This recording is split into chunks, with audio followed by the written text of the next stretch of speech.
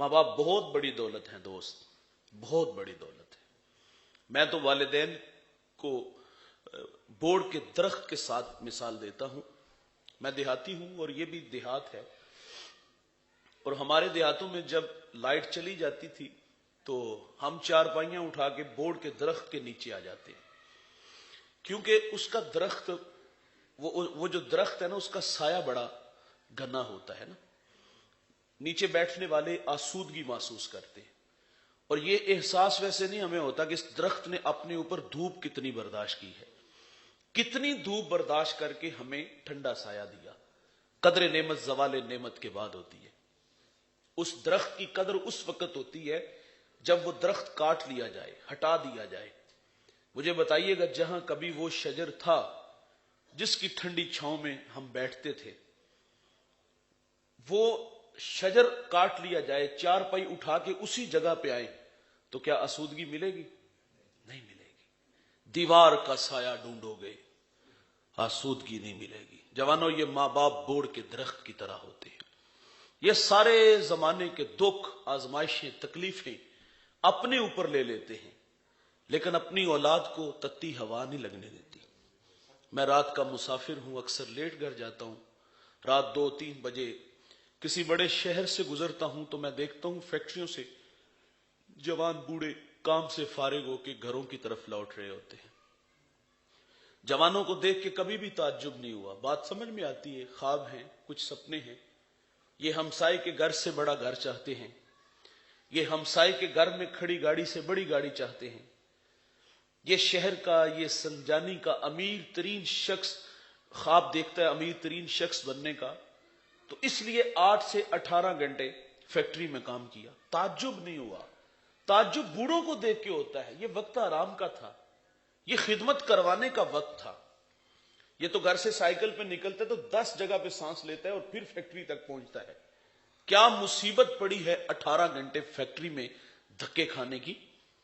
تو پھر یہ احساس بھی روکتا ہے کہ یار پیٹ لگا ہے، اس پیٹ کے بھی تو کچھ تقاضے ہیں، شاید کہ اس کی آگ بجھانے کے لیے یہ بوڑھا فیکٹری میں 18 گھنٹے کام کرتا ہے۔ لیکن جب عمر دیکھتا ہوں کہ منہ میں دانت نہیں، انواع و اقسام کے کھانے پھل نہیں کھا سکتا، یہ بوڑھا اپنی ذات پہ کیا خرچ کرتا ہوگا؟ صبح چائے رس، رات کو دلیا۔ اپنی ذات پہ 50 روپے خرچ کرنے والا فیکٹری میں 18 گھنٹے کام کیوں کرتا ہے؟ میں ماں باپ کی عظمت کو سلام پیش کرتا ہوں۔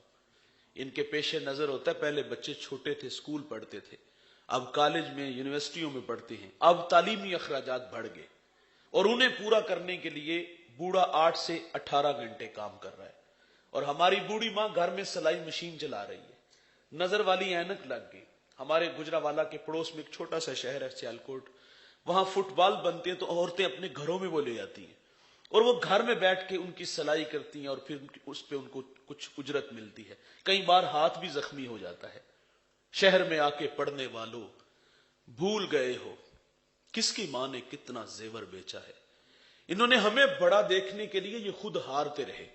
اچھا، ان کے پیش نظر یہ بھی ہوتا ہے کہ ہم پڑھے لکھے نہیں، چلو کل کو ہمارے بچے ہماری جگہ پہ نہ آ کے کھڑے ہوں۔ بھائی جان، ہمیں بڑا دیکھنے کے لیے یہ بوڑھے خود ہارتے رہے، لیکن سب افسوس دوستو، جب ہم بڑے ہوئے تو ماں باپ چھوٹے ہو گئے۔ یہ تو کوئی انگلش کا کوئی ٹیڑھا میڑا لفظ بولنے اولاد مذاق اڑاتی ہے، 4 کلاساں پڑھ لیندے، گل تے کرنی ہوندی۔ اور بھائی، ماضی کے اوراق پلٹو، وہ رت جگے، وہ پردیس کے دھکے، تمہیں یاد کوئی نہیں؟ تمہاری خاطر کہاں کتنی بڑی دکھوں کی کہانی ہے ایک پیچھے، اور آج اس بات پہ باپ کو رسوا کرتے ہو کہ 4 کلاساں پڑھ لیندے تو گل تے کرنی ہوندی۔ اور میں نے ایسے نالائق بیٹے بھی دیکھے ہیں جو ماں باپ کا تعارف کراتے بھی شرماتے ہیں۔ میرے دیہات کا ایک بوڑھا جوتے گانٹ گانٹ کر کے بچوں کو پڑھاتا ہے۔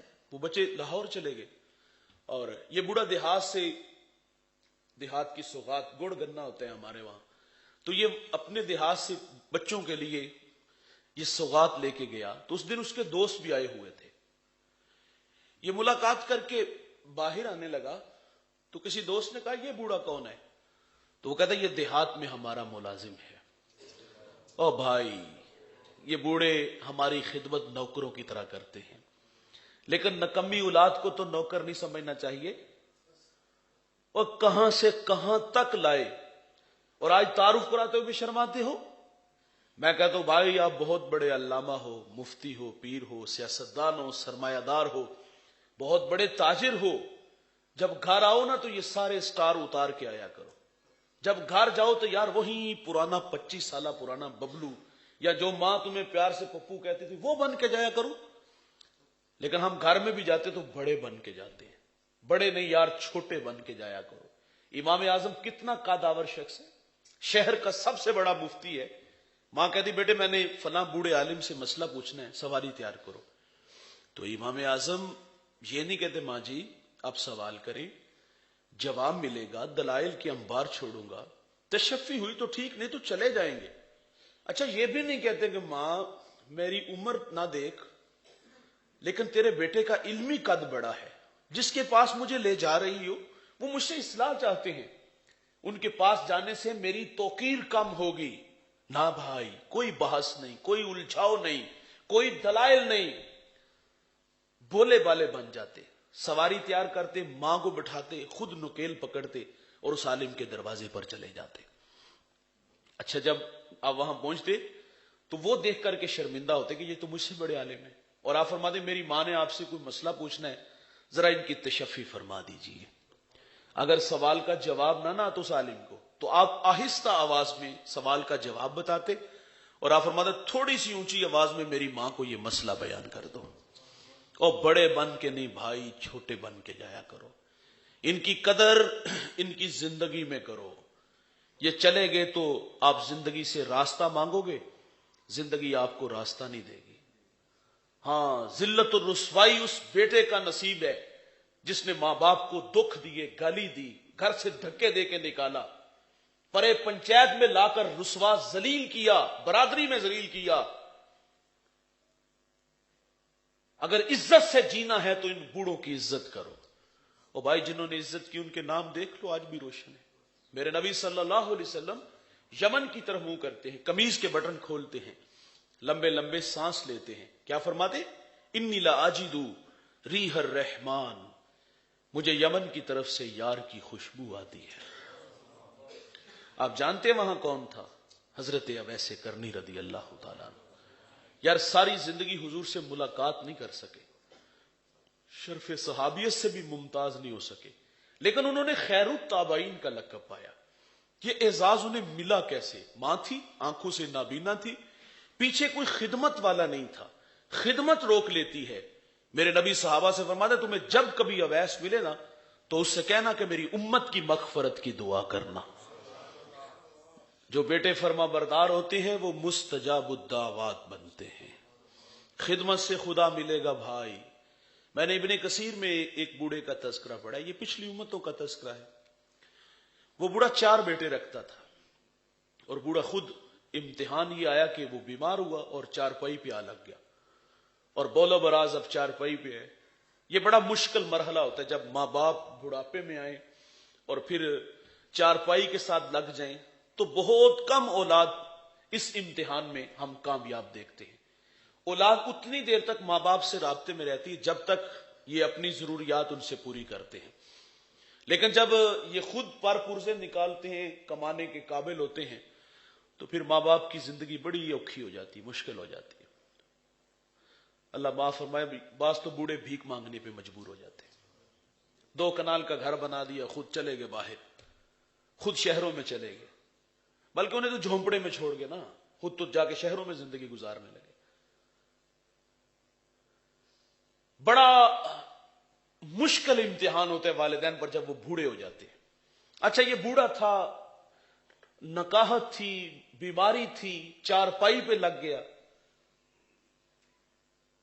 4 بیٹوں میں سے ایک بیٹے نے کہا کہ میں اپنے دوسرے بھائیوں کو بھی جمع کرتا ہوں۔ اس نے بھائیوں کو جمع کیا، اس نے کہا والد بیمار ہے اور ایک عجیب سا فیصلہ ہے، آج ہم باہم بیٹھ کے وہ فیصلہ کریں گے، سنیے گا وہ فیصلہ۔ کہا والد بیمار ہے اور انہیں خدمت کی ضرورت ہے، اور عجیب فیصلہ یہ ہے کہ اگر میں باپ کی خدمت کروں تو مجھے وراثت سے کچھ نہیں ملے گا، اور اگر آپ کرو تو آپ کو نہیں ملے گا۔ کتنا آسان کام تھا، تینوں نے نظریں ملائیں، دولت کے بھوکے تھے، دولت لے اڑے، اور اس کی بھی آرزو تھی کہ میں اپنے والد کی خدمت کروں۔ اس نے تا دم آخر جب تک باپ زندہ رہا خدمت کی. جب دنیا سے جانے لگا تو ہمارے دیہاتوں میں جب ہمارے بوڑھے راضی ہوتے ہیں نا تو ایک جملہ بولتے ہیں, اور یقین جانو ساری زندگی اس کا نشہ نہیں اترتا. اور میں کہتا ہوں بھائی اپنی زندگی میں اپنے بوڑھے ماں باپ سے یہ جملہ کہلوا کے جائیے گا, کہلوا کے اپنے عمل اور رویے سے. ہمارے جب بوڑھے راضی ہوتے تو ایک جملہ بولے, جا پتر تینوں ستی خیران ہے. ہاں تو پھر ستی خیرہ ہوتی ہیں بھائی. وہ بوڑھا جب دنیا سے رخصت ہونے لگا تو لبوں پہ یہ کلمات تھے کہ بیٹا میں راضی ہوں. یا نبی سلام علیکہ, یا رسول سلام علیکہ.